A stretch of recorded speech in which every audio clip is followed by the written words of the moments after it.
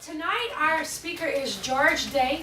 George is from Lafayette. Well, he was born in Philadelphia. I was actually born in Lincoln, Nebraska. Oh, shucks. I'm sorry about that. And he's been here for about 10 about 10 years. George, I'll give you a little overview of George, and then we'll kind of we'll have some sort of questions and answers. Okay, is that good for you? Sure. Yeah. Okay, good. So George is the firstborn son and the firstborn child in his family, and when his mother was expecting him, he had a stroke while inside the womb, in utero. So whenever he was born, he had some weakness on the right side, on the entire right side of his body when he was born. So, but God blessed him with the most incredible parents who were able to help him not rely on, not use that as a crutch, but to really trust in the Lord to work to overcome the deficits of his right side. So, long story short, he's made more progress than his therapist would, even have imagined. They said, well, he might not be able, he won't be able to do, many of the normal things that kids do, like, running or riding bikes or swimming and things like that. So, George, actually, I call this a research project, but it really is a book.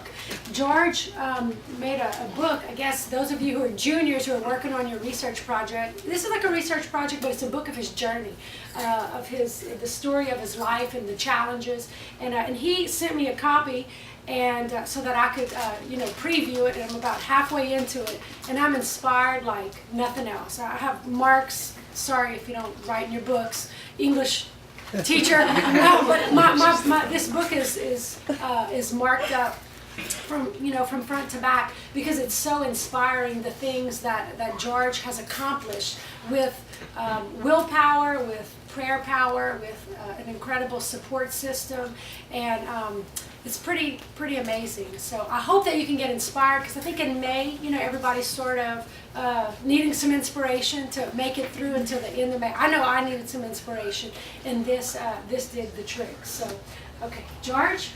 Well, thank you very much for having me. Yes, I did write a book, and my mom thought that it would be very fitting to write a book about my story to help inspire other people.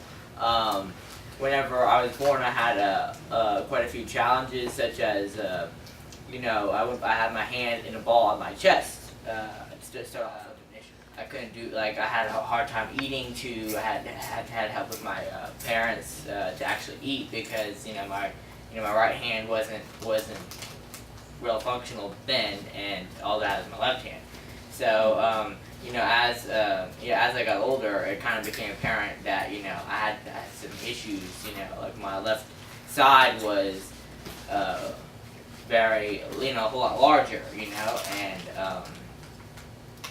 so it kind of impacted my physique, and then in my teen years it kind of made me feel a bit self-conscious too, because everybody would have all this perfect physique, and then I was kind of left with this unbalanced symmetry.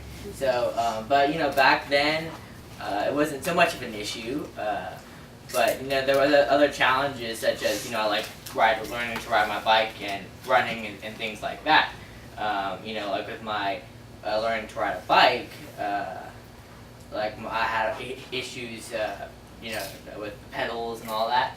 So, I would turn, and I would be pushing more with this side and not so much with that side, so I'd kind of go, off track, and then, holding my handlebars too, it was tricky, because I would kind of pull more with this side, so I had a hard time keeping it straight with my back. And how old were you then? I was, 10, and everybody else was riding their bike, so I was feeling a little bit bad because I was still on my training wheels. So it wasn't exactly very encouraging, everybody riding on 2 wheels and me still on 4 wheels. I mean, you remember that. I mean, even in my family with the cousins who are, 5 and 6 or 6 and 7, and one gets their training wheels off, and you're like, whoa, and you get inspired. And George was even older than that, so you can imagine how frustrating that was for him physically, but also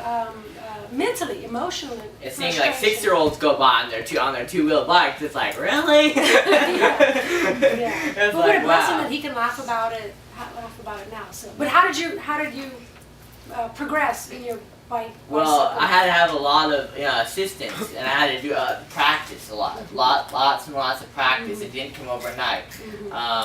And there was, one time when, I was at church, and I just got done hearing the story of David and Goliath, and I'm like, well, biking is my Goliath. And Mom was like, it is George, and then, and I'm like, you think I can overcome it? And that was actually the same day after I heard that story, I went out and I was able to ride my bike for the first time. But that was after many months of practice and all that. Wow. So, Yeah. So his mom used his, they used the opportunity of that particular Old Testament reading, to inspire him. and So the Bible verse is like, you Yeah. can do all things through Christ who strengthens you. And that was very encouraging because there's a whole bunch of times I wanted to quit. And, I was just rather discouraged at a lot of times. I felt like, it was rather pointless. And I think, I know someone who had mild cerebral palsy and just didn't learn how to ride a bike, and that's probably a safe, very common thing to say. Well, I'll just do other things. I'll just excel in other areas. But they had a different approach in their family, and not that one's good or bad, and circumstances are different.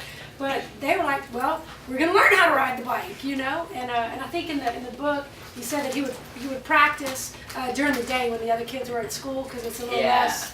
Nobody could see me. Yeah, exactly. Until one day he shows up riding up and down the. All those different people said that. Told my parents that you can't pamper your George because he's not going to progress it. He has to be worked and whatever. And you may think that you're doing him a favor by taking care of him. Yeah. But you're not really doing him a favor Yeah. because he won't progress. He won't get better. And then as he gets older, you'll see the differences. Yeah. So he was challenged, like really challenged, and that's hard, for somebody to say, come on, you got to put forth a little more effort than that if we're going to make some progress, Yeah. And I'm sure it was hard for his therapist and his mom, but how was it for you to have all these people roughing you up instead of, It wasn't very comfortable, and at times I kind of got mad. You need to look into the future and see what your future holds if you carry out with what you are trying to do. So. Wow. And feel free if y'all have questions, you can ask them now or just interrupt. I mean, it's just a little informal, I thought that was one of the interesting things because it was always about, the title of his book is Keeping Your Eye on the Future. And it's this, long-term goal. I think he had a bunch of short-term goals, riding the bike on training wheels, and then riding the bike without the training wheels. But it wasn't just about riding the bike, it was about that end goal, whatever the end goal is in mind, I guess, your future career path and whatnot. So sometimes I think we get caught in the here and now, we don't really, we lose track of that. And that, in the book, you said that it really kept you focused on the future. And it's important to have the short-term goals too. That keeps you on track, and you get to see if you're making it towards your end goal. But you must always have that end goal because it kind of gives meaning to everything else that you do in the short term. Okay. And what other physical? Well, I had challenges with swimming. Swimming was one of my challenges. I had issues rotating my hands and all and that. So then doing the freestyle, when this side would pull stronger than this side, so I would end up running into the end of the little lane rope things, which didn't really feel too good. And also, you know, kicking. I had a hard time kicking fast enough to where my my legs, you know, on near the surface of the water, they kind of had a tendency to sink down, which kind of slowed me down. So it was also a bit discouraging when I was swimming because. You know, all these little 10-year-olds would zip by me and like do like you know, like 40-second 50-meter freestyle swims, and I was doing like a minute and 20 seconds. Yeah. So where would you swim? This wasn't just a vacation. I actually swam at the Cola swim team at the Robo Show Center. I don't know if any of y'all know where that's at. Yeah. You know Maddie. She swims. And Coach Sarah, she's the head coach there. She was really good because she didn't pamper me. She said, you know, you have to work harder if you want to keep up with the team and whatever. Wow. And when did you start the swim team? I was thinking maybe 12 or so. When you were 12 or something. So okay. I did for like 2 or 3 years, and it was really good. I ended up taking my 50 meters freestyle swim from 1 minute 20 seconds down to 40 seconds. Wow. So, 2-year period. Yeah, that's awesome. But you even had trouble learning how to swim. So I mean, swim team is one thing, but swim team is way up here. But even just swimming, like whenever I went to I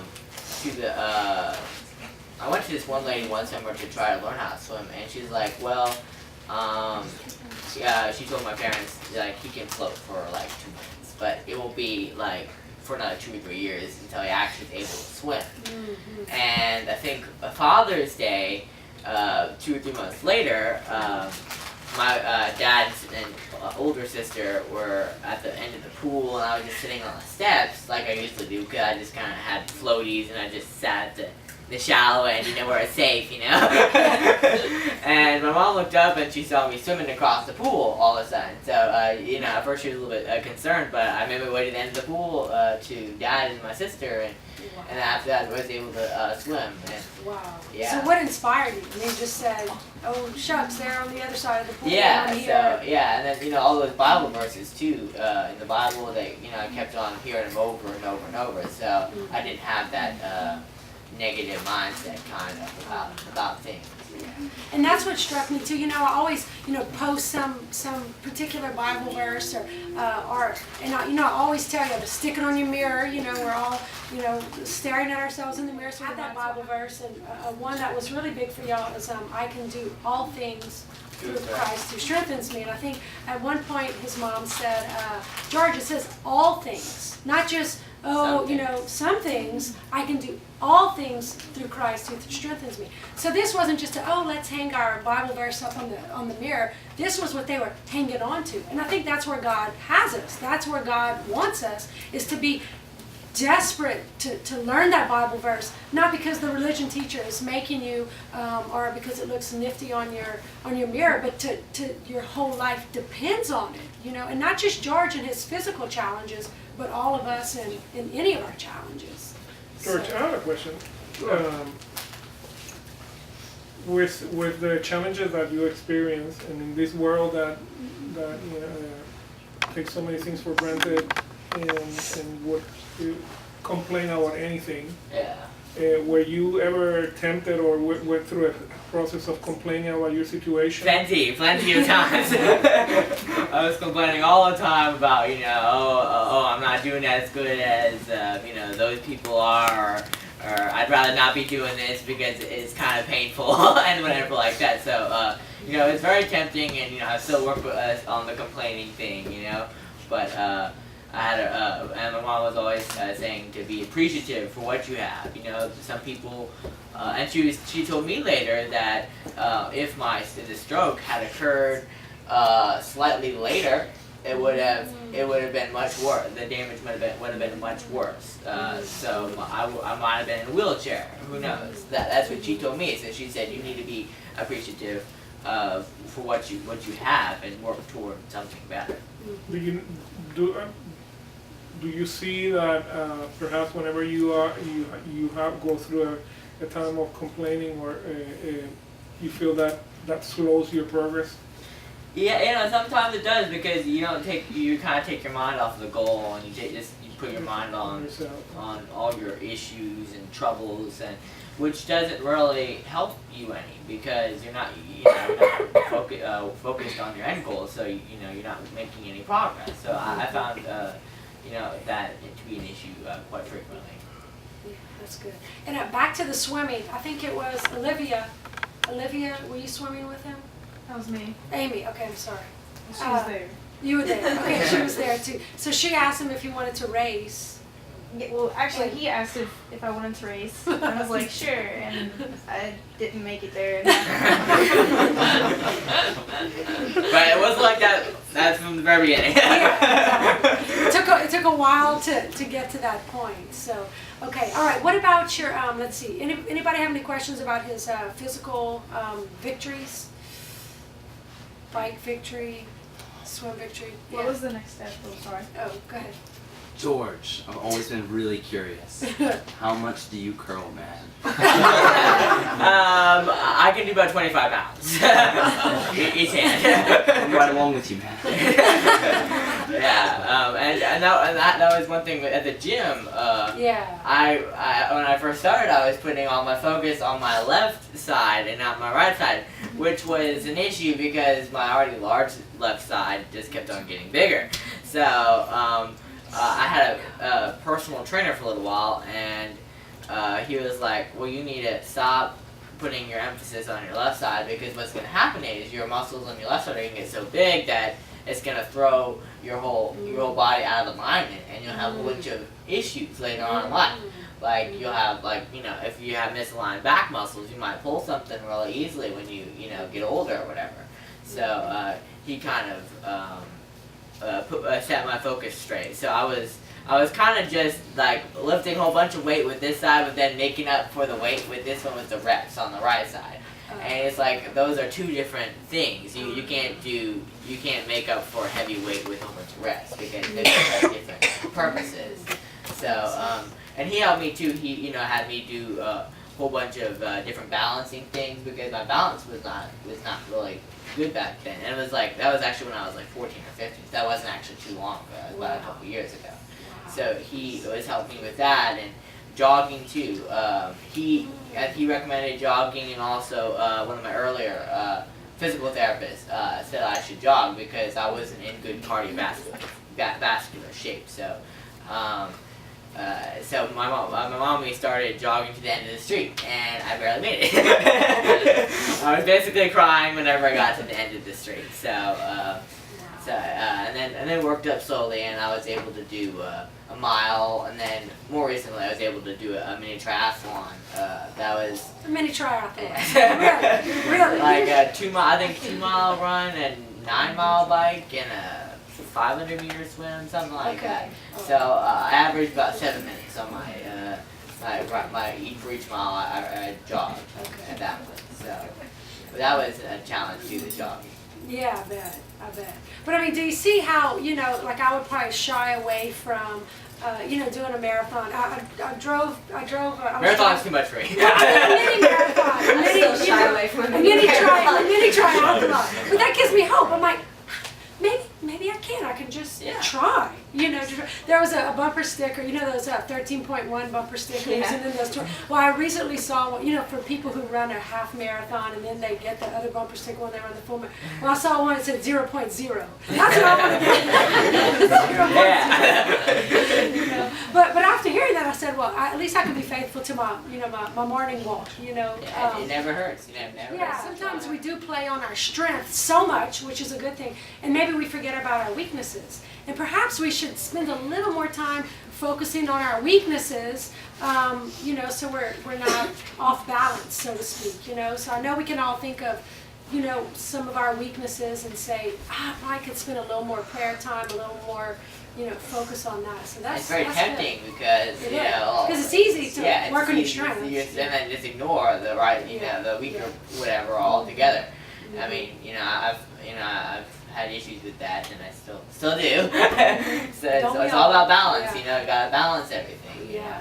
And then at one point I had an exercise addiction. So so you're back out of balance. Okay. Kind of So You I can was, tell us about that. yeah, An exercise addiction. I was exercising like 2 or 3 times a day, like once at the gym or once or twice at the gym, and then I was doing some cardio thing, and then I was eating a whole bunch of food, and then I was doing a whole bunch of research on, you know, like muscle building stuff and what you need to take, and then I found out later that I was reading the same articles over and over again because I was kind of in some sort of, I don't know, exercise fog or something. But that lasted the whole summer, and my grades when I went back in the fall, they weren't good as a result. So I kind of took my focus off my education, and I ended up getting like I think C's or something, the C's, D's or something for the first 2 months or so after I got back to school. So I realized I had to take myself off that 3 exercise a day routine and get back with the program. Yeah. And that's pretty profound too, because exercising is a good thing. Or sports, you know, I know several of you are in sports, or speech, and all that is a good thing if we keep it in balance. And sometimes we tend to think of addictions, you know, alcohol addictions or drug addictions or whatever. But even good things can be harmful. Even good things can have you know, addictive properties. But what a blessing that he was able to realize that and say, whoa, you know, I got to cut back on here because I'm getting out of balance. And is this really helping me focus my eye on the future? You know, is it keeping my eye on the future, or am I just more worried about the, you know, getting my muscles? And distracts from God too. So it's almost just as bad as, you know, if not just as bad as alcohol and all those other very physically damaging things. Because not only does it take away from education, it also takes away from God. So you're kind of making it your idol almost. Like in my case, exercising was almost one of my idols, you know. So I couldn't really think about much else, you know. Wow.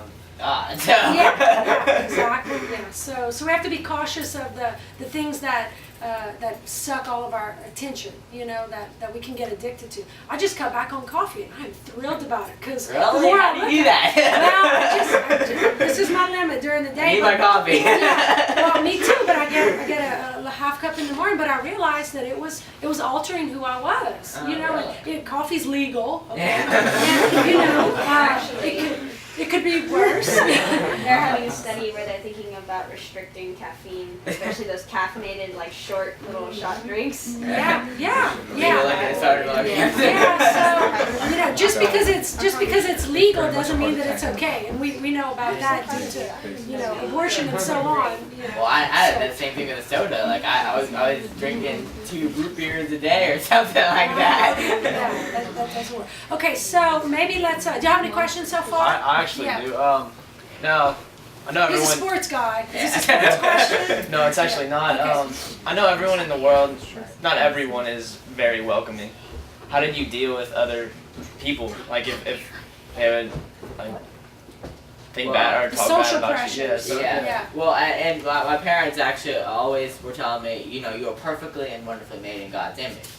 So Bible verse. that was one Bible verse they always tried to keep in you know, my mind, because, you know, I wasn't perfect, and some people they were kind of like, well, you know, like that looked just kind of weird a little bit, you know. So I had to always, you know, keep that mindset. You know, I couldn't rate myself as the world would rate me, more or less, because that's where I think, you know, like, you know, I would have failed, you know, because you can't really do that. You have to rate yourself by what God thinks of you, not what the world thinks of you. And if you are always trying to get the world's A+, so to speak, on, you know, physical, you know, fitness or whatever, or whatever else, you won't really make it, because they'll always be expecting more. Well, that's a good question. Thanks, Jacob. Yeah, and that I just, you know, I'm putting myself back in your shoes. Whenever I was in high school, there's so many pressures. You know, you have to have the right outfit and the right car and the right date, and you're so insecure because you're learning about yourself. Sadly, I don't know if it gets much. You know, it does get better. It does get better, but you still always have. It actually just gets worse. But you do still have those, or some people still have those, you know, those concerns. And what we can, you know, encourage ourselves with is that beautiful Bible verse. I was made wonderfully in God's image, rather than, oh, I'm not, my hair's not as good as her, or my nose isn't as good as his. Because it's easy to And- compare. Like, I mean, like, I was looking at all these other teenagers like, oh, they got this, they got that, I don't got this, so then it makes you unappreciative of what you have also. Yes, in addition yeah. to- And there are people who have less, blessings than you, and you're comparing yourself, and people may look at you and say, God, guy's got the life, Yeah, and everybody also has some issue too, and challenge too. So it's like Everybody. you should never wish that you were somebody else because you might end up wishing once you knew them better that you were you and they were them. Exactly, because you just never know. I read the quote. Gosh, go ahead. Okay, I just wanted to say, before you could get the training wheels off, before you could swim across the pool, before you could even run to the corner, you had to crawl. Yeah. And about that time, I'm guessing little sister came along. What was it like to have a sibling so close in age who could crawl? Was it She was actually competitive? very encouraging because You I tried actually to didn't keep walk until later. I was like maybe 2-ish something, 2, 3. So y'all And tried to keep my up. my sister actually was the first one to walk before me, and so I was like, well, I need to walk too then because she's younger than me. So that's just keep not up right. with everyone. So it was more encouraging Yeah. rather than sibling, rivalry. Yeah, trying to keep Yeah, so up. she's always been very encouraging throughout the years, helping me along and So y'all challenging me. about a year apart? We're 2 days short of a year. 2 days short of a year. So yeah, so it's good to have someone who's close in age, Yeah, that's good. Keeps you on your toes. That's good. I was just thinking of a quote, and gosh, maybe it was Teddy Roosevelt, but I think it's the thief of joy is comparison. It's something like that. Don't quote me, but the thief of joy is comparison. And whenever we're always comparing, I don't have this or they have that, and she's this, then we lose that joy. So true. Anyway, I love that one. That's one that I keep in my mind and stay focused on the goal. That. Yeah. Taylor. What are the different things that they had you doing at physical therapy? Oh well, I did a lot of band exercises, balancing, like walking, and then like in the initial stages, walking upstairs because walking upstairs was hard for me. That when I was younger, so I had to like hold on to the railing, walking up the stairs, and so that was really challenging. So I did a lot of different things. And then with more recently, I did more band exercises and balancing things like that. So I did quite a bit of different things, which I think were very helpful. Yeah. Certainly. You play the piano, don't you? I do play the When piano. did that come in? The doctors actually said that I wouldn't be able to play the piano just because my fingers were non-functional then. My mom Because thinks it was really tight. yeah, it was like really tight. this. It was basically, and I think the doctors had to pry it open actually about 6 months afterward, Wow. which was a bit of an exercise. I bet. But my mom was a piano teacher, so she said, well, she right away she began working on helping me play the piano, and I would. She had to help me press down on the keys with my fingers like this, and I had to do that with my other hand like that to, make them make a sound with the right side. So that was rather difficult, and then slowly I was able to build up more strength, and then I was able to use my thumb more with playing the keys and whatever. So it's still going. I'm still trying to get better at it.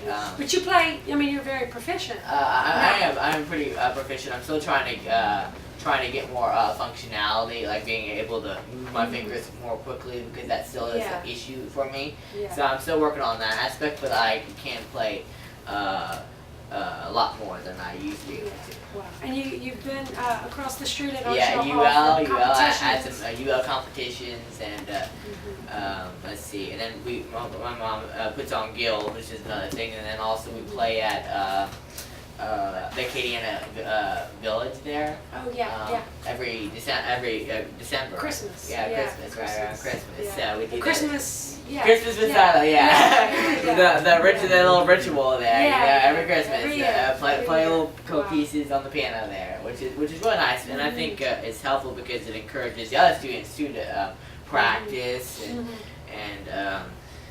because when you're just playing just because you don't really have any incentives, just Right. you just well, why play, when you have that Pressure, yeah, the pressure. challenge, The end goal. The It's, end goal. yeah. Yeah. I gotta do this in front of people, so I better Better practice. Yeah. I remember, sort of, my sister had lessons, and so I would kind of play along with her. And I was like, well, my fingers just don't work. I mean, they just, I have fully functioning fingers. And it was just too hard for me, and that was it, So, if only I could be, who knows? Sky's the limit. So, how long did it take you? Because I know whenever you play piano, there's usually one hand that is more dominant depending on which song you play. So how long did it take you to be able to play, say, there's some songs where, the right hand is more practiced and more proficient? My right hand's catching up. I'm able to, make the sounds on the right hand sound stronger, much more stronger than they used to be. So it sounds like, like my hands are more balanced strength-wise, and I'm exerting the same amount of effort. Because back then, my right side would be quiet. My left hand would be all the sounds would come from my left hand, and then my left hand would overwhelm the sounds from my left hand would overwhelm the sounds from my right hand. So then it would sound kind of like a one-handed piece almost, So, but it's still a work in progress. Well, it's amazing to me that because it seems like you have this battle every single time you pick up a new hobby. Because don't you also did karate? I did do karate. So, and I know that's where you have to have the same force of a punch from each hand. I had to really work on it, and my sensei said, okay, you have to really smack that beanbag, with the other hand. You can't really concern yourself, because I was like, ooh, I don't really want to smack it because it might, bend up one of my fingers or mess something up since they're not all that strong yet, and so. And with my kicks and all that, so and then she would stay after class sometimes to help me with different things too. So I really appreciate her efforts too. Sensei Kelly at Acadiana Karate. I don't know if any of y'all know her. She's really good. That's good. But I feel like George really was able to thrive because he had people around him that challenged him. That kind of drew him. Further or higher than he probably could have gone. So, which makes, I always want to make this, applicable to us in our own lives, that I want to surround myself with people who are going to challenge me and not, whether it be spiritually or, academically or whatever, but to have people who are going to, push me along and just encourage me and not just keep me settled. And hopefully we can do that for each other, And you are what who your friends are, whoever you hang out with, that's who you're gonna be, which is why it's important to have good Christian friends, because you have those friends who aren't very Christian. They even if you don't think that they'll have an influence, they can very easily have an influence. Yeah. Megan? Yeah, so I am a speech pathology major, Oh, cool. and so is Olivia, and so I was just wondering if, so it's so funny because I was actually studying today because I have a final tomorrow, and that's one of the topics. Hope you do So I just wanted to ask you if you went through any speech therapy or. I guess I did. You did occupational, physical, and speech. Okay, so I had all of those. So I guess I had a little bit of trouble articulating. Sorry, I don't remember some of those things. Can't remember it all. But, I have a question. Are you homeschooled or do you go to? I'm actually just graduating, and I'll be starting in the fall at UL for the first time. I did finish taking some class, Math 105 at UL, and I might be taking a couple this summer. So I graduated early. So let's shift that to the academic, because we probably, they get ready to have final exams, maybe they need to be inspired.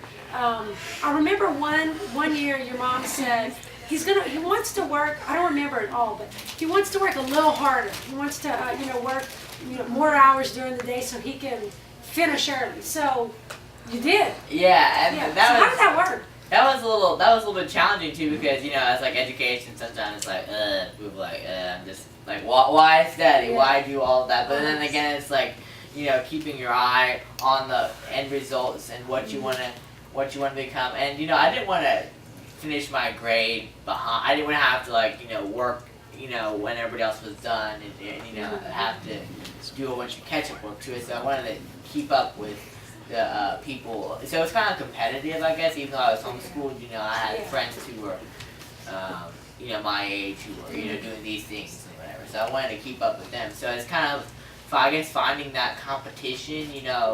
It's always very important. Motivation. Yeah, motivation, because it motivates you, all that competition. Having competition, because when you're just doing it, in isolation, perhaps you might not be as motivated because you have no competition. Yeah. So. Wow. So this would technically be the end of your sophomore year. Yeah. Yeah, the end of your sophomore year. So he's a little bit ahead of the game. So not to discourage you, but to say, look, we can do this. Yeah. We can do this. Get through it. Yeah. Was like it difficult for you to pick up on like academics or? Well, there were some challenging things like whenever I was in kindergarten, and sometimes a lot of schools they put a really heavy workload on you, which isn't very healthy either because it just kind of discourages you from wanting to learn because it's like, well, I don't have any time for myself now because I have to study all the time. Yeah. So I got all this reading material when I was in kindergarten, and it really was overwhelming because I had to read all these books and do all these things when I was in kindergarten. I'm like, wow. So I actually didn't like and did not like liking reading, and my parents were like, well, that's not good because reading is very crucial. You need to like to read because that's what you'll be using throughout your life. So that's when they decided that it might be a good idea to homeschool me, and so then they could give me more attention and help me get through my studies and go at a slower pace if need be. And that's I think one of the benefits of homeschooling. If you can't keep up with other people, you're in your grade. If you can't keep up with those the grade, then you can just go slower. You don't have to go the speed of everybody else. So I think that was really good because there were those years where I wasn't quite with it. Kind of had to work extra to catch up. Wow. So next year in the fall, he's already started classes at UL, but he's gonna be a Raging Cajun Catholic. So you probably will see him hanging around the center, maybe joining you all. You can get one of these shirts. Yeah, I'd rather do that.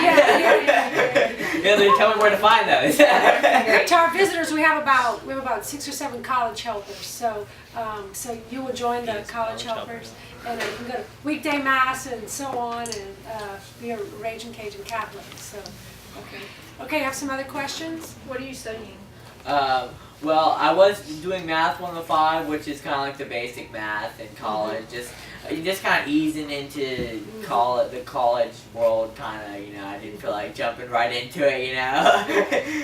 Probably a little bit of an overload, So I'm doing that, and I'll be taking more. I think I was like kind of fussing at my mom because she's like, okay, well, you need to use your right foot, for the pedal on the piano. I'm like, well, why can't I use my left foot? I mean, it's easy to do it that way. And then my mom's like, well, whenever you drive, you're going to need to know how to push the brake and the gas pedal, right? And you have to use your right foot, not your left foot, to do the brake and the gas. So we were at the physical therapist later, and I was complaining to him. I'm like, my mom's making me do the pedal with my right foot. And then the therapist is like, well, he can do it with his left foot. What's wrong with that? My mom was like, he's doing it with his right foot. He's gonna drive someday, and he needs that for his practice. I'm interested in the process of putting the book together. Oh, I mean, yes. it's an amazing thing to write that many pages, and I wondered, you conceived of an idea. Yeah. Did you do an outline? Yeah, did it all just flow? How did you dictate? Did you use dictation? Did you type? Did you write? I did it on the computer, but I kind of had like a general outline, and I kind of put my manuscripts together, and then I, edited it a few times. Like we would go. Fortunately, my mom has an English major, so she helped me edit the book. So we kind of went through a few edits, and then I used a self-publishing engine called CreateSpace, which is very nice. We participated in the NaNoWriMo National Writing Month. So if you write a 50,000 word novel in 1 month, then you get 5 free copies of your book should you have it published. So I was able to and that's not with the editing. That's just the writing part. So I was able to complete the 50,000 words at the end of the month, which is I think a 2,000 or 3,000 word a day average. I'm stressed out just thinking about it. And actually, I finished 17 days into the month, so I was only half a month. So. The same word. Yeah. Say that again. Just keep typing the same word and then And the whole thing redo it. Yeah. But after having helped tutored students in their junior research paper, I'm noticing where he has the pictures. He has a nice little title for every page. It's 160 something pages. Tell them they can put their research paper in a book and it's like that.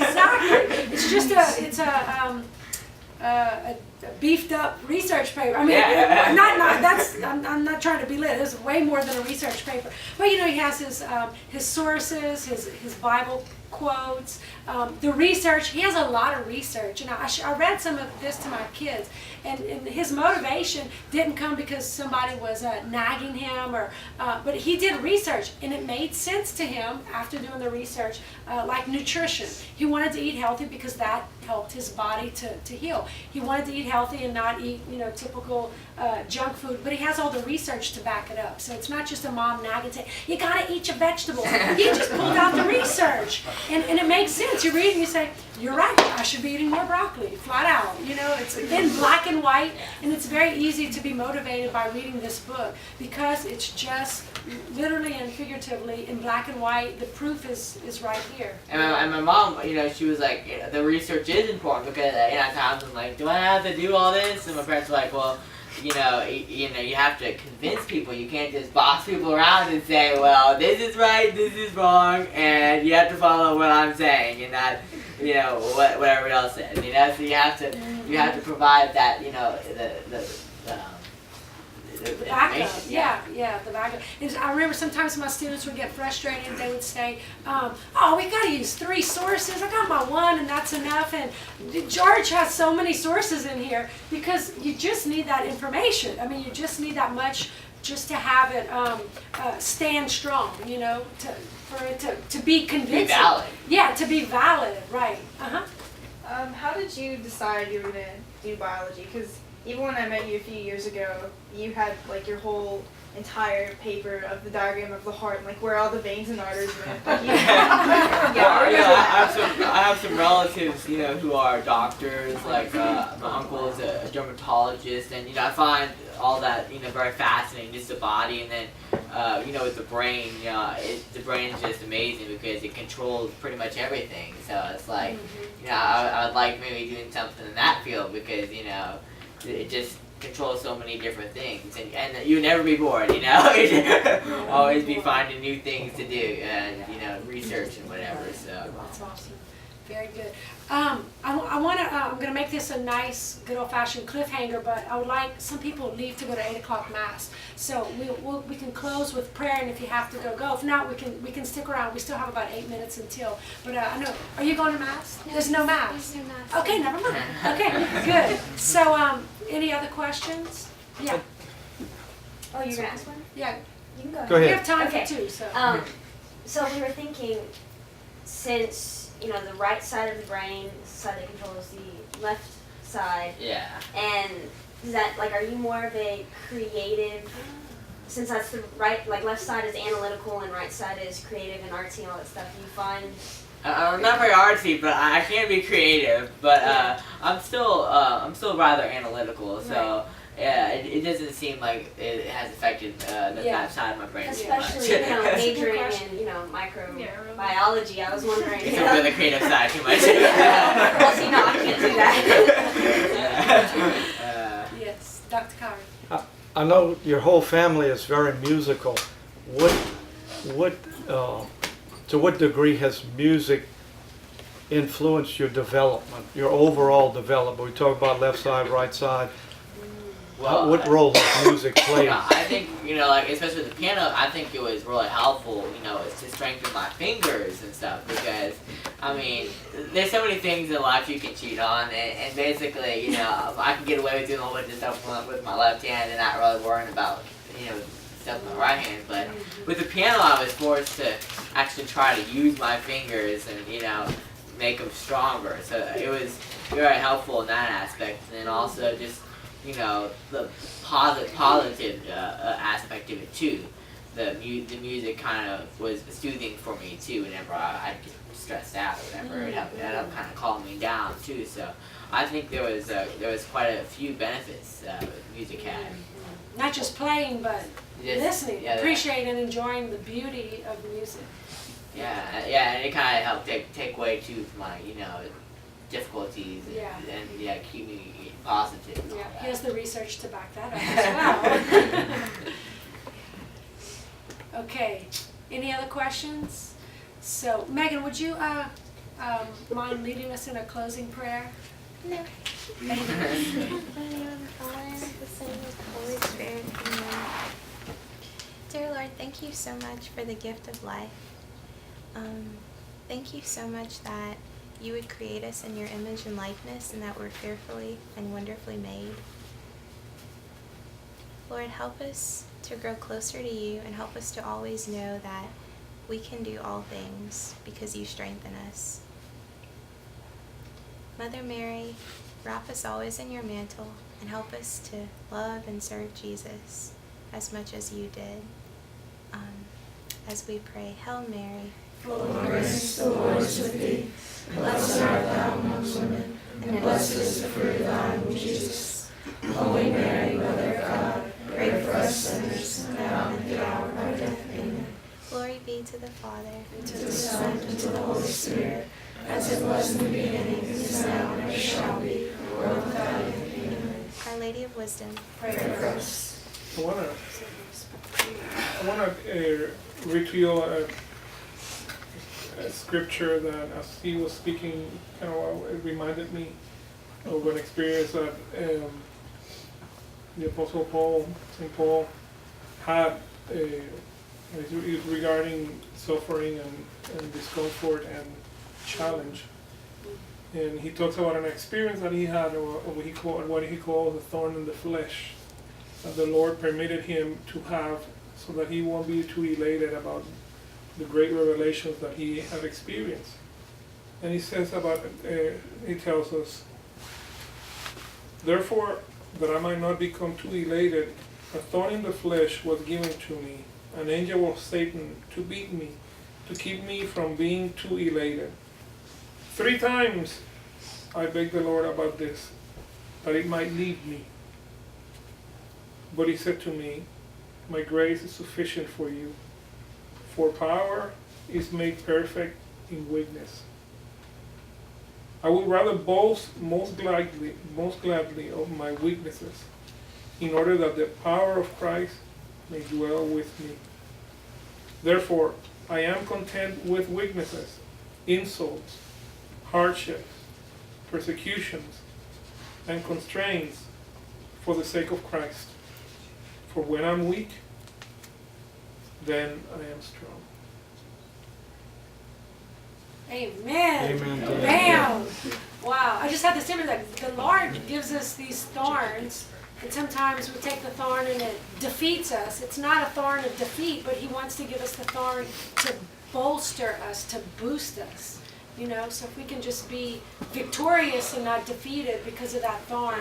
And we all have a thorn. We all have that God-given thorn out of love to make us victorious, to grow closer to him, to lead us to his kingdom.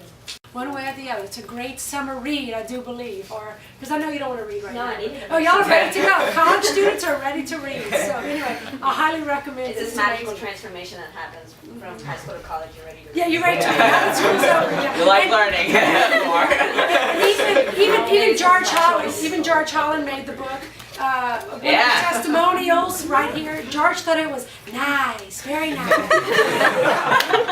I was definitely My inspired. logic was undeniable. That's the point. Yeah, exclamation Anyhow, points. so- You saw an exclamation point. Many exclamation points. So George apparently highly recommends it as well. So, oh, and Julia. No, it's a different Julia. Sorry. I don't want to leave you out, Julia.